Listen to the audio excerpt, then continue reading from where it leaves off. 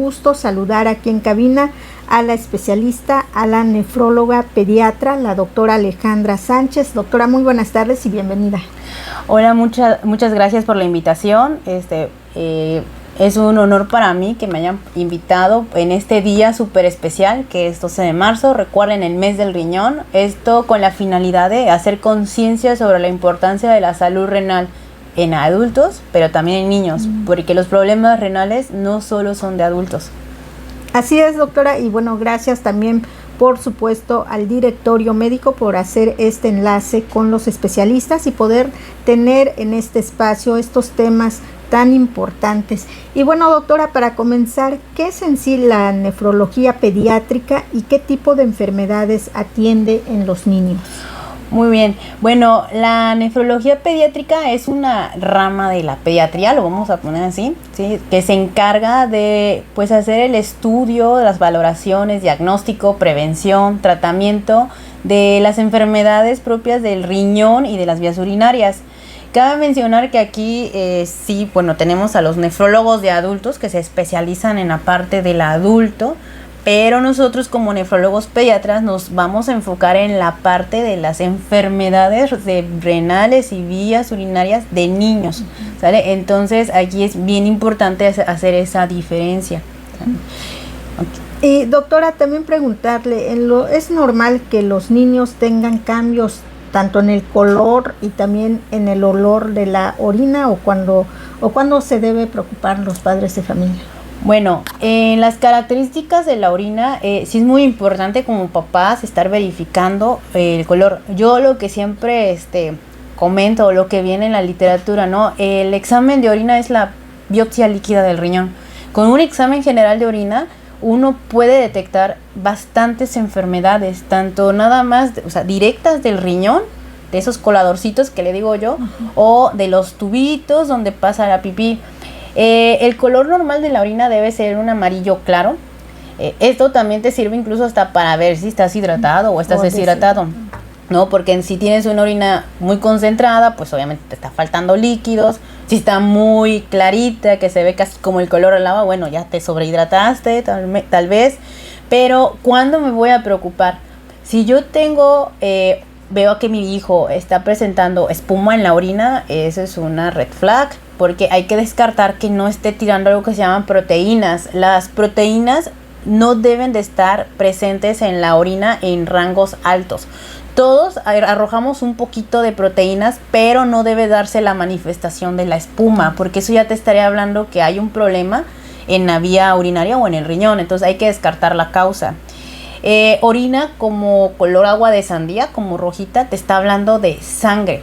Entonces una de las causas que puede llegar que puede hacer que la pipí se vea como ese color rojito, puede ser ya sea desde una infección de vías urinarias bajas o la presencia de cálculos renales, lo que conocen aquí muchos papás como arenilla. Entonces hay que descartarlo. Y esa orina color Coca-Cola no es normal. Si tenemos a un niño que hace pipí como Coca-Cola, café oscuro, ¿sale? Entonces, ese tipo de orina, esto se está hablando que hay un daño exactamente en el riñón, en los coladorcitos. Eso hay que estudiarse. Muy bien. Y muchas personas, por ejemplo, asociamos las enfermedades del riñón con adultos exclusivamente, ¿no? ¿Qué tan frecuente o qué tan común son los problemas renales en la población infantil? Bueno, en general los registros que existen en México dicen que hay un 5% de enfermedad renal en menores de 20 años, pero también hay veces que no se detectan a tiempo y obviamente ya se detectan en la etapa adulta, no se detectaron cuando eran en una etapa más chiquillos.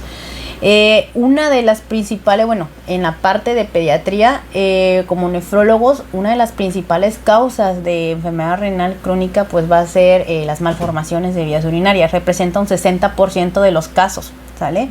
Más frecuente en varones porque es donde se dan más este tipo de malformaciones. También en las niñas, pero es más frecuente en varones. Y doctora, ¿qué señales o síntomas deberían estar muy alertas los padres de familia sobre un posible problema en los riñones de sus hijos? ¿Cuáles son estos foquitos rojos que los papás deben estar muy pendientes? Los síntomas, primero cambios en las características de la orina, Si yo veo que mi niño tiene cambios en la característica de la pipí, o sea, tengo que ver qué está pasando. Alteraciones en el crecimiento, si el niño no gana peso, si está muy chaparrito, o sea, se tiene que hacer la evaluación por pediatría, obviamente, pero si no encontramos una causa, se tiene que también hacer una determinación. Hinchazón. La hinchazón no es normal, o sea, no es normal que un niño esté hinchado, ¿sí? Entonces, si yo veo que hay hinchazón en la carita, en los párpados, en los pies, ese es un dato de alarma. Ahorita ya lo vemos más en adolescentes, tal vez, o en escolares, la presión alta. Dolores de cabeza, que empiecen a ver borroso y les duela la cabecita, que empiecen a escuchar zumbiditos, o sea, ya me están dando datos de presión alta. ¿Y por qué tendría presión alta un niño a esta edad, no? Otro tipo, infección de vías urinarias, ¿no? Que siempre esté que siempre se le esté infectando la pipí o tengan el famoso mal de orín, ¿no? Ese es un dato de alarma. La incontinencia, o sea, que te ganen en la pipí o que hagas de chorritos, son datos que tenemos que ver como nefrólogos. En algunas ocasiones vamos a también tener apoyo del urólogo, que somos como un team, ¿sale? Pero yo creo que esas serían como las principales, los principales motivos para ver a un nefrólogo pediatra. Y si tiene factores de riesgo, que tal vez ahorita más adelante lo vamos a hablar. Así es, entonces, doctora, las infecciones urinarias en los niños pueden afectar los riñones si no se tratan a tiempo. Sí, el hecho de que yo tenga una infección de vía urinaria recurrente, o sea, que mi niño tenga al menos 6 eventos en un año, o sea, no es normal. Y también tomar en cuenta el sexo, ¿no? Normalmente en los varones es menos frecuente la infección de vías urinarias porque la parte del meato urinario, o sea, donde sale la pipí, pues no tiene tanto contacto con la colita, ¿no? A diferencia de las niñas, que sí está pues la vagina, meato urinario y la zona, la región anal. Entonces, en las niñas sí es más el riesgo de infección de vías urinarias. El hecho de que tengamos a un niño con infecciones de vías urinarias recurrentes va a ocasionar que llegue en algún momento a inflamar el tejido de mi riñón. Yo siempre a los papitos les explico que va a generar como una cicatriz por cada vez que se infecte, y esa parte que se cicatriza va perdiendo como funcionalidad, y lo que va a originar es que cuando yo empiece a detectar proteínas en orina, tengo que descartar si no esas cicatrices son las causantes, y va a ser por las infecciones recurrentes que presentan. Entonces ahí viene pues todo el estudio. ¿Qué le estuvo causando esas infecciones recurrentes? Y empezar el tratamiento para esas proteínas en orina. Entonces, pues es bien importante. Si yo tengo un niño que tiene infección de vías urinarias, pues sí, yo siempre les pido el ultrasonido renal, porque hay que descartar que no haya una malformación. Una de las causas son las malformaciones de vías urinarias. Ya en más grandes, incluso, o en las niñas, pues hay que descartar también las medidas higiénicas, porque muchas veces aguantan las ganas de hacer pipí, no se limpian bien, hay infecciones vaginales, empieza a ser como el círculo vicioso. Entonces tienes como que indagar más. Pero si tenemos niños chiquitos con infecciones tan recurrentes, sí tenemos que hacer sí o sí el ultrasonido de riñón y vejiga, no solo del riñón. Okay. Y en cuanto a la alimentación, ¿qué hábitos pueden ayudar a cuidar los riñones desde pues muy pequeños, ¿no? Sí, la alimentación es súper importante, justo lo estábamos hablando. Un niño, su función renal pues no la va a alcanzar al 100%, o sea, no va a estar madura hasta entre los 2 y los 3 años. Entonces, si yo someto a un niño a comer exceso de sal, voy a sobrecargar al riñón para que funcione, ¿no? Porque la sal la tiene que eliminar, y al final ese exceso de sal, ¿en qué se va a transformar? En favorecer la aparición de piedritas, favorecer hipertensión arterial, deshidratación, porque ese riñón está sobretrabajando. El exceso de proteínas. Aquí hago énfasis porque a veces, muchas veces se confunden pues hay que dar dieta baja en proteínas en los niños. Entonces no, o sea, debe tener el aporte de proteínas que le toca para su edad, para su peso, para su estatura, de acuerdo a cómo es su estado nutricional, pero no dar más de lo que le toca, porque el exceso de proteínas también va a saturar la función del riñón, lo va a hacer trabajar más. A eso le llamamos hiperfiltración glomerular. ¿Y qué va a hacer eso? Va a dañar a mi riñón. Entonces, esto también va a condicionar a otras cosas, ¿sale? Ahorita lo voy a explicar. cambia también el pH urinario, que va a favorecer también la aparición de litiasis renal, un tema muy común aquí en la península. Y los azúcares en exceso, ¿no? O sea, desde chiquitos enseñarles a que no deben comer azúcares añadidos, solo los azúcares que ya traen los propios alimentos, que va a generar el exceso de proteínas también y el exceso de azúcares, sobrepeso y obesidad. Y ahorita es un tema bien importante porque aunque tal vez no se ha hecho tanto ruido en esto, sobrepeso y obesidad va de la mano con algo que se llama hiperfiltración glomerular. ¿Qué es la hiperfiltración glomerular? Es que mi riñón está tratando de filtrar mucho más porque obviamente el flujo sanguíneo aumenta en una persona con exceso de peso, ¿sale? Entonces eso va a lastimar al riñón. Entonces si yo a un niño desde chiquito lo acostumbro a que coma mucho salado, muchos azúcares, lo tengo con sobrepeso, por ende, pues va a sufrir más ese riñón. Entonces hay que limitar ese consumo de alimentos y hacer énfasis en la hidratación, papás. Es bien importante desde que iniciemos alimentación en los bebés de 6 mesecitos, cuando inicien su alimentación complementaria se introduce el agua natural.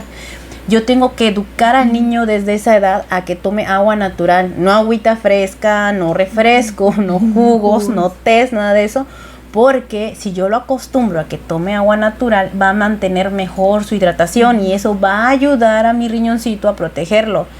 Diferente al niño que no se hidrata, aparte de que va a concentrar más la orina, pues obviamente va a tener más riesgo de infecciones urinarias, de piedritas en el riñón. Entonces eso es bien importante, que desde chiquitos tengamos una alimentación y una hidratación adecuada. Así es, doctora. Entonces ya nos comentaba que el consumo excesivo de sal o estos alimentos ultraprocesados pues definitivamente van a tener un impacto en el riñón. Y bueno, existen enfermedades hereditarias que puedan afectar también los riñones de los niños. Sí hay algunos componentes genéticos, afortunadamente son pocos, ¿no? Pero, por ejemplo, quistes renales pueden ser hereditarios. A veces esos son silenciosos, ¿no? O sea, mientras a ti no te hagan un ultrasonido renal, tú puedes estar en tu vida y ni sabías que tenías un quiste y tu papá también tiene un quiste y nadie lo sabe, ¿no? Entonces ya te das cuenta ya en etapa adulta, cuando ya te empezó a dejar de funcionar el riñoncito y pues ya te lo detectaron de adulto. Otros tipos de enfermedades genéticas pueden ser algún tipo de alteraciones en la función tubular, porque ya hay alguna alteración en su gen. En la parte del riñón nosotros tenemos unos canalitos, yo le llamo como pepenadores cuando explico a los papás, porque esos se encargan como de absorber la sal que te faltaba, que el calcio, que el azúcar en tu túbulo renal. Entonces, si hay una alteración en esos canales por genética, pues vamos a tener alteraciones también en el niño. Entonces se llaman tubulopatías. Y unas también muy raras que son los síndromes nefróticos congénitos. Bueno, ahí hay una alteración genética en sus genes, ¿no? Entonces ahí algún gen está dañado y pues el niño empieza con hinchazón, ¿sí? Muy diferente a los que se manifiestan ya más grandes. Ah, muy bien. ¿Y qué tan importante es realizar precisamente estas revisiones médicas o estudios de orina en los niños? Es súper recomendable. O sea, yo lo que siempre le comento a los papás, digo, veo la parte pediátrica, pero sí a veces hago mención, ¿no? Como que, oiga, al año lo recomendado sería hacerle un estudio, un examen general de orina y un ultrasonido renal, ¿no? Eso sería como un tamizaje renal, porque ahí vas a ver en el ultrasonido, te das cuenta, tiene o no tiene los dos riñones, están creciendo de acuerdo a lo que el niño va creciendo, porque el riñón va a ir creciendo conforme la estatura, ¿no? Tiene algún quiste o alguna alteración anatómica, ¿no? Y en la parte del examen de orina, pues ahí me voy a dar cuenta también si hay alguna, no sé, proteína en la orina, sangre en la orina, cristales. Entonces yo ahí voy viendo si hay algún factor de riesgo y pues ampliar más el estudio. Hay muchas veces que me ha tocado ver niños que tienen peso bajo, talla baja, no sube el niño. Le haces el abordaje y pues tenía litiasis, ¿no? Tenía cristales en los riñoncitos, arenilla pues. Y ya les empieza el abordaje, das tratamiento y ya recuperan. Pero, o sea, si no se hace el tamizaje, que no estamos muy acostumbrados muchas veces a eso, pues no se identifica. Y ya identificamos pues demasiado tarde. Y justo eso, ¿no? Muchas veces los papás no hacen todos estos estudios o no se acercan con... Más que nada, muchas veces también es el miedo de saber que algo anda mal, ¿no? Sí, sí, a veces, y también como pediatras, ¿no? O sea, sí, a veces, o sea, pues dices, lo veo bien, pero un examen general de orina, al menos un niño debe tener un examen general de orina en su vida.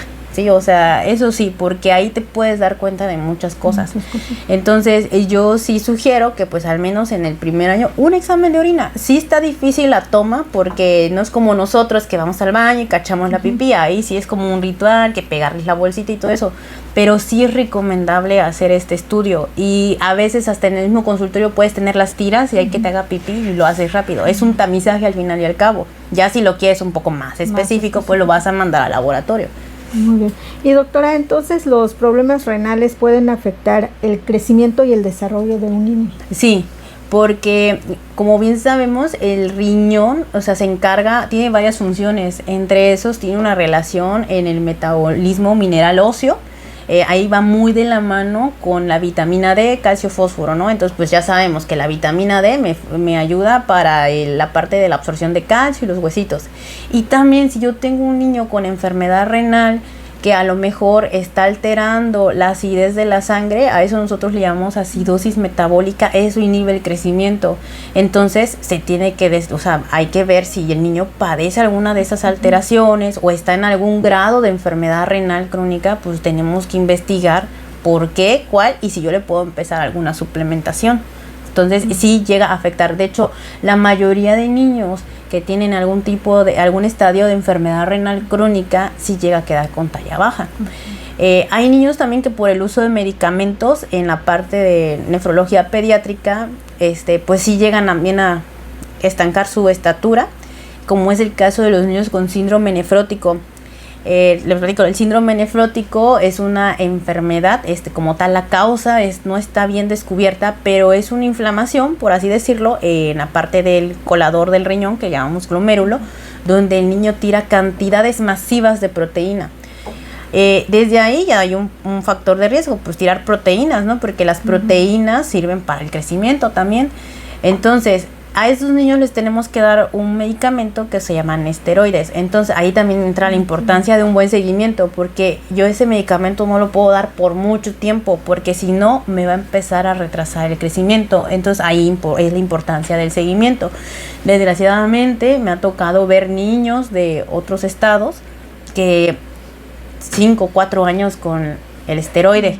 Entonces nunca puede estar un niño con ese medicamento, ya llegan todos con las estrías, chaparritos. Entonces ahí es la importancia también de que haya más nefrólogos pediatras, porque a veces en algunos lugares no hay nefrólogos pediatras, hay solo nefrólogos de adultos, que pues hay más enfermos adultos, por así decirlo, pero pues al final el manejo fino lo da el nefrólogo pediatra. Entonces sí me ha tocado esos casos. Entonces pues sí altera el crecimiento, sí afecta desarrollo, incluso el desarrollo sexual, porque hay algunos niños que usan otro tipo de medicamentos que también lo alteran. Muy bien, vamos a ir a un corte de estación y enseguida volvemos. Seguimos en Radio Cultural, Ayuntamiento en Salud a tu alcance. Y bueno, doctora, ¿qué papel tienen precisamente los pediatras y los especialistas en detectar a tiempo estas enfermedades? Bueno, la importancia de los pediatras y los médicos familiares, sobre todo, que son los que tienen el contacto, y bueno, los pediatras me incluyo porque también veo pediatría, es pues la prevención, ¿no? O sea, detectar a los niños que tengan los factores de riesgo, hacerles pues su tamizaje o referirlos con el nefrólogo pediatra, ¿no? Porque a veces tal vez uno puede tener como el conocimiento en general, lo puedes pedir, pero ¿quién mejor que el nefrólogo pediatra para poder determinar si hay algo ahí oculto que yo no estoy viendo y que pudiera rescatar a ese riñoncito, ¿no? Entonces es bien importante su papel, definitivamente, pero, o sea, sobre todo eso, detectar a quienes tengan esos factores de riesgo y referirlos, ¿sí? Y también como pediatra, pues tú estás viendo el crecimiento y desarrollo, ver si en algún momento se detiene el crecimiento. Igual el médico familiar, si nota algo, pues referirlo inmediatamente con el pediatra para que él empiece su protocolo. Así es. ¿Qué recomendaciones daría a los padres de familia, pues, para prevenir estas enfermedades renales en sus hijos, ¿no? O para brindarles la atención adecuada. Aquí las recomendaciones nos vamos a basar ahorita que es este mes del riñón. Existen algo que se llaman las 8 reglas de oro, ¿sí? Pues uno, es una alimentación saludable, ¿no? O sea, que el niño coma de forma repetidamente, pues, saludable, que no coma tanto exceso de sal.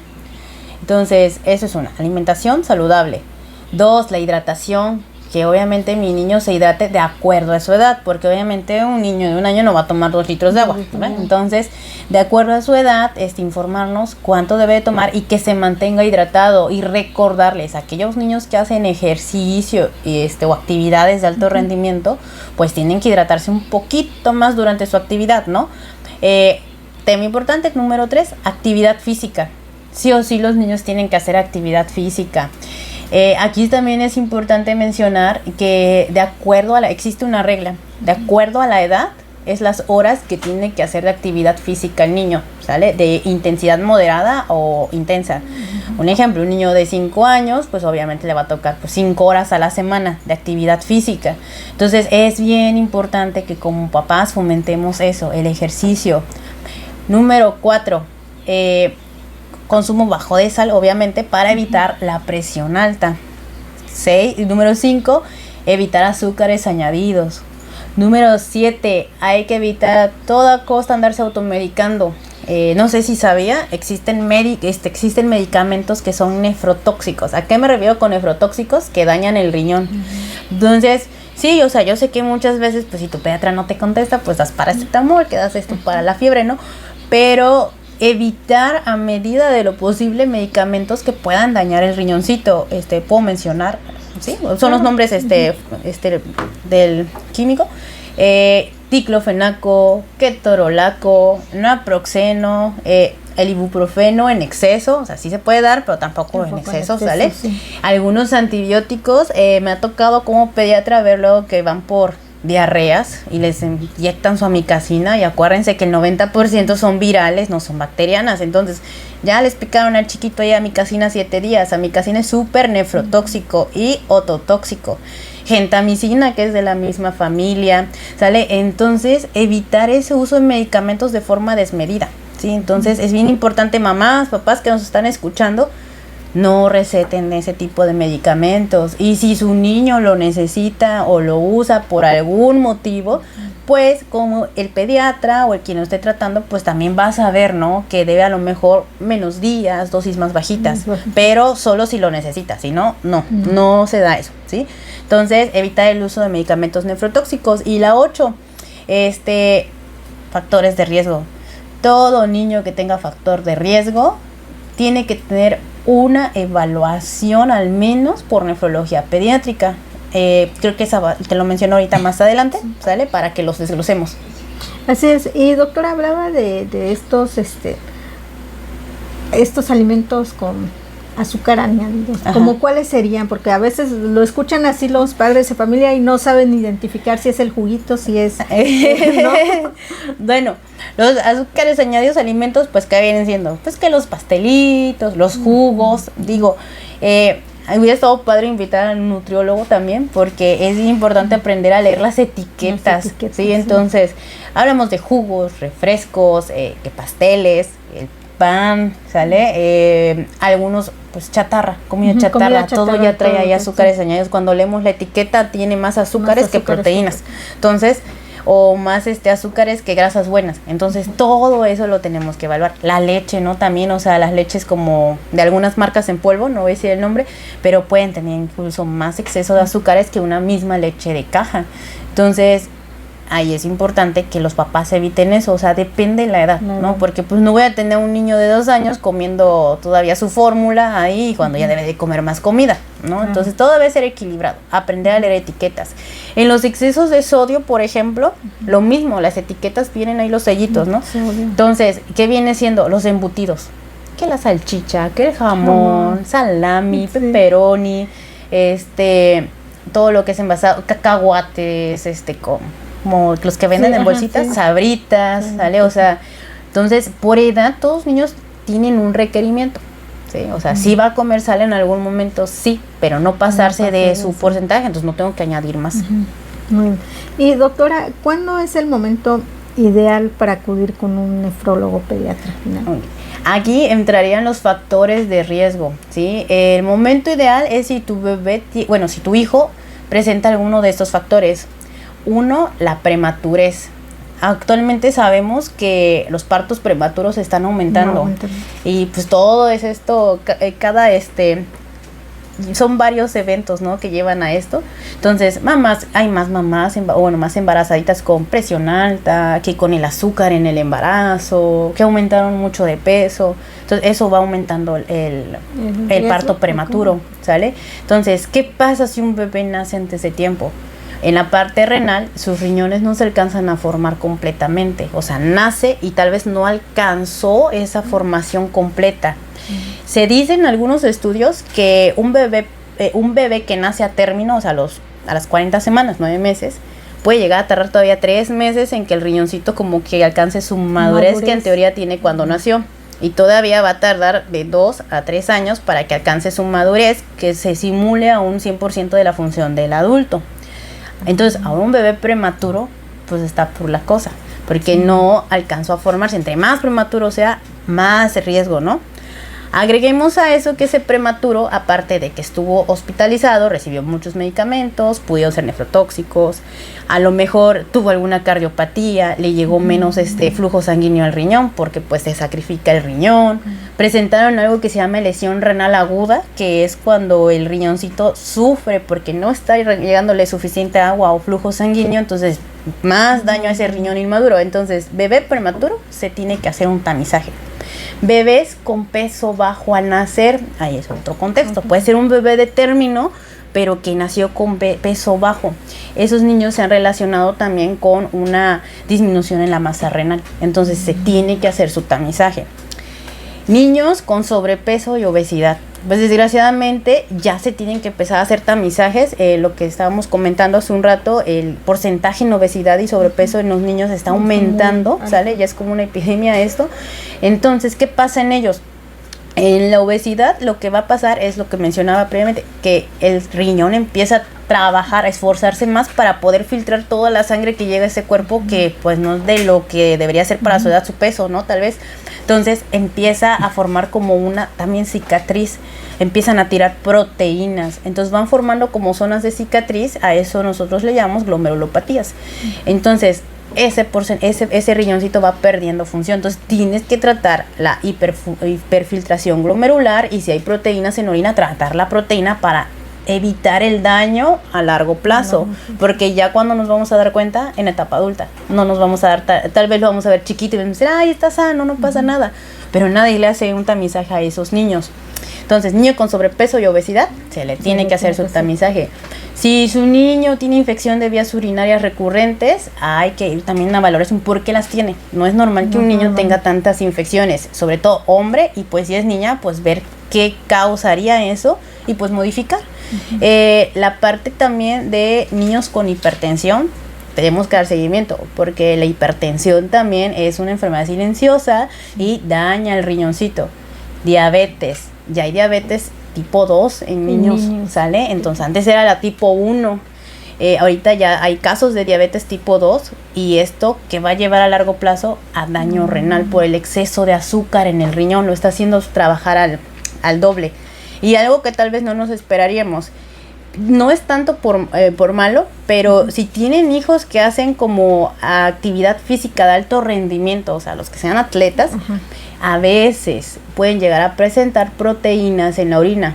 Entonces muchas veces los papás se espantan. Entonces nada más en ellos sería descartar que esa proteína solo sea en fase de ejercicio, porque eso es normal, que en el niño que hace actividad física de alto rendimiento, esos que se van a entrenar 3 horas al día por 6 días a la semana, pueda aparecer un poquito de proteína en la orina, te lo va a marcar, pero lo dejas reposar al niño 2 días, desaparece la proteína. Ese niño me despreocupo, pero ya lo tamicé, ya detecté que no le está haciendo daño.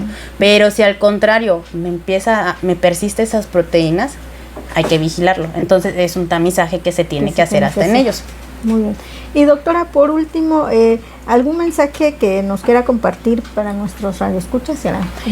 Bueno, aquí, como es el mes del riñón, el mensaje principal es hacer conciencia en la salud renal infantil, y que si protegemos los pequeños riñones desde ahorita, vamos a evitar mayor daño en la etapa adulta y evitar así que pues lleguen tan dañados al nefrólogo de adultos, ¿no? Entonces, mi mensaje es eso, la prevención, ¿sí? Incluso desde antes de nacer se pueden hacer los diagnósticos por imagen. Se me pasó mencionar en la pregunta previa que también las malformaciones de vías urinarias y de riñón se tiene que hacer su tamizaje, ¿no? Lo tenemos que ver como nefrólogos para ver cómo está la función y eso se detecta desde embarazo, en algunas cosas, ¿sale? Hay ultrasonidos que se puede determinar. Entonces, todo lo que la mamá pasa en el embarazo y su primer año de vida del niño, o sea, va a influir mucho. También la parte de hacer conciencia, ¿no? En la alimentación, en el fomentar el ejercicio. Afortunadamente Quintana Roo, y lo digo porque bueno, yo soy de Guerrero, saludos a Guerrero, Chilpancingo Guerrero, pero en Quintana Roo yo veo que se fomenta mucho el deporte. Afortunadamente tenemos esta ventaja. Entonces, pero sabe explotar que ese deporte también vaya acompañado de una buena alimentación para que tengamos más niños sanos. Entonces, ahorita lo que debemos enfocarnos es en la medicina preventiva. Sí, y justo lo que mencionaba, ¿no? Lamentablemente muchas veces también estos embarazos, pues la mujer llega después del primer trimestre, sí. Incluso hay quienes llegan hasta el segundo trimestre de embarazo, ¿no? Para una primera consulta prenatal. Sí, de hecho, igual lo comentábamos hace un rato, sería muy importante incluso la consulta desde prenatal, porque bueno, si yo voy a ayudar como pediatra, voy a ayudar a mi mamá para que lleve un mejor hábito de vida en el bebé, pues desde el embarazo tenemos que cuidar su alimentación, que pues si llega a tener diabetes, pues ya irle explicando que me va a costar más la lactancia, el beneficio de la lactancia materna, ¿no? Sí se ha visto que tiene ahí protección a nivel renal también, entonces para poder llevarla de la mano y que ya cuando el niño empiece a comer también, pues irle fomentando todos esos hábitos adecuados, no como algunos mitos, ¿no? Que a veces por los pueblos, ¿no? O sea, que pues es lo que hay, pero también lo que hay no significa que sea malo. Podemos como aprender a combinar lo poquito que hay. Claro, y sobre todo muy importante lo que mencionaba doctora, todo lo que se puede hacer ahora con estas nuevas generaciones en el cuidado de la salud y demás, pues evitaría todo llegar a la edad adulta y vemos ahora, ¿no? Que en el último reporte de Senatra, pues más de 16,000 personas en espera de un trasplante de riñón. Así es. Justamente como consecuencia de todos estos malos hábitos que detonan en diabetes, y ya lo menciona, y finalmente en la enfermedad renal. Sí, desgraciadamente el tema de trasplante renal, bueno, yo lo viví durante mi formación, o sea, no todos los niños pueden evitarse pasar, hablo de los niños, ¿no? Uh-huh. Evitar pasar por las terapias de reemplazo renal, que son diálisis o hemodiálisis, antes de un trasplante, porque la mayoría son atendidos por nivel público. Entonces, para que tú puedas entrar a esa lista, a veces tienes que haber pasado por eso. Y si quieres brincarte eso, pues tendrías que hacerlo particular y es algo costoso. No todos pueden costear eso. Y también aquí importante, como papás, yo tengo un hijo con enfermedad renal, bueno, insuficiencia renal, porque también, voy a hacer mención de eso. Enfermedad renal crónica, insuficiencia renal crónica, porque nada, escuchemos enfermedad renal crónica y ya estamos, ya voy a perder mi riñón. Y no, enfermedad renal crónica no significa siempre que ya no funciona tu riñón. Enfermedad renal crónica puede ser desde que nada más tengas un riñón, pero ese riñón está funcionando al 100%, pero tú ya entras como definición, o puedo tener piedras en el riñón, pero ya entra en la definición de enfermedad renal crónica. ¿Sale? Entonces no siempre es que ya no sirva tu riñón, pero existen escalones, una clasificación, son 5 escaleritas. Entre más cercano al 5, quiere decir que tu riñoncito ya está dejando de funcionar. Entonces en el escalón 4 y el escalón 5, donde la función ya es menos del 30%, o sea, ya ahí se empieza a conocer como insuficiencia. Ese paciente va que vuela para diálisis o hemodiálisis o el trasplante. Y pues también aquí en el trasplante la cultura, ninguno tiene como la tarjetita de donador. Entonces es un tema todavía que hay mucho tabú, muchos se quieren llevar sus órganos cuando se vayan al cielo. Entonces es todavía parte de la cultura. Pero bueno, si fomentamos a los niños que se cuiden, ese riñoncito puede funcionar por mucho tiempo, ¿vale? Pero sí hay que cambiar. Y como papás también, porque si van a ser potencialmente donadores en algún momento, te ponen muchos peros, que si ya tiene diabetes, que si ya tiene hipertensión, que si está muy pasado de peso el papá, pues no va a ser un candidato, aparte de que haya compatibilidad, ¿no?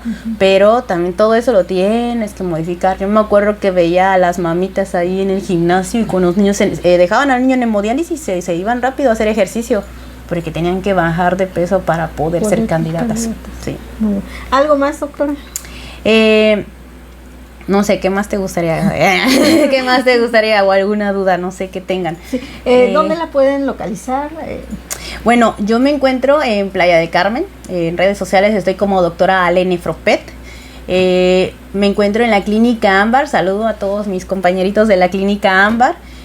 También quiero mandar saluditos a todos en este día, a todos mis pequeñitos guerreros de pacientes de nefrología, a Norita, quiero mandar a Génesis, a Gael, que es un caso que me pone muy orgullosa porque es un niño que viene de Chiapas, llegó muy mal, cada que lo veo me da mucho gusto, ya no está activo, ya no está hinchado y me siento orgullosa de él. A Michael, chiquitito, tiene casi 3 añitos, con síndrome nefrótico, va muy bien. Mi Mati, que creo que anda por acá su mamá en Cancún. Mi Magnus, ese otro caso, también ya súper bien, mi pequeño. Entonces todos mis niños de nefro son unos guerreros, ¿sale? Y como les digo, pueden llevar una vida súper normal, pero también de la mano de los papás, tienen que echarle ganas. Y me encuentro, como les decía, en Clínica Ámbar, Playa del Carmen. Me pueden encontrar en redes sociales como doctora Ale Nefropet. Subo ahí a veces información acerca de la salud renal y de pediatría, porque también es una parte que veo. Y recordemos que es salud de los pies a la cabeza y hasta los riñones. No se olviden de los riñones, por favor, porque siempre nos fijamos que en los ojitos, que en el corazón, en los pulmones, y los riñones, nadie se acuerda. Así es.